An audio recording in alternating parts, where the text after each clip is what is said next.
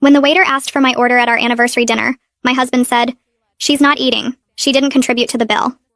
"I'll have water," I said to the confused waiter while my husband Paul handed back my menu to him without letting me look at it.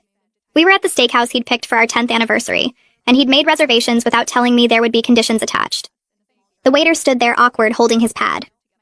"Ma'am, would you like to see the menu?" Paul answered for me. "She's fine. I'll have the ribeye medium rare with loaded potato." He ordered a $100 meal while telling me I couldn't eat. "Sir, is the lady not dining?" The waiter looked concerned. Paul smiled like this was normal. "She didn't bring any money, so she doesn't get to order. That's how restaurants work, right? You pay, you eat." He said it loud enough for nearby tables to hear. An older couple looked over shocked. "Paul, please. It's our anniversary." He laughed and showed the waiter his phone. "Look at our bank accounts. Hers has $14. Mine has $12,000. He'd separated our finances 6 months ago without discussing it. "She wants to be independent so she can independently pay for her own meals." The waiter shifted uncomfortable.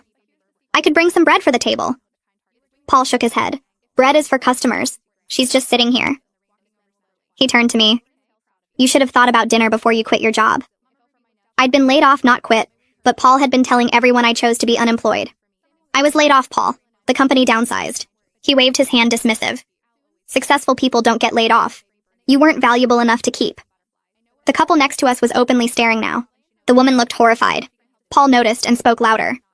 "I'm teaching her about consequences. No contribution means no consumption." He pulled out cash and fanned it on the table. "See this? This is what work looks like." The waiter tried again. "Perhaps a small salad?" Paul grabbed the money back.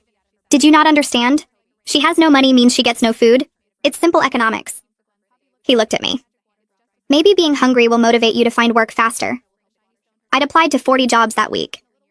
"You told me not to take the retail position because it was beneath us." Paul laughed harsh.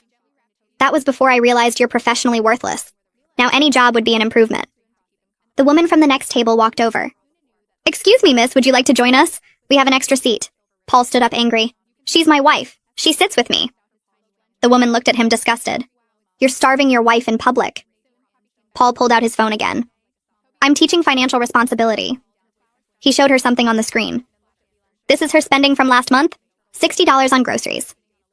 The woman looked confused. "She bought food for your home?" Paul nodded. "With my money. Then she has the audacity to say she's broke." He turned back to me. "You spent my grocery money, so now you can watch me eat." The waiter left to get the manager. Paul didn't notice because he was pulling up more bank records. "Look, January, she spent $30 on gas. February, $40 on medication." He showed everyone around us. "All my money. But now suddenly she needs dinner?"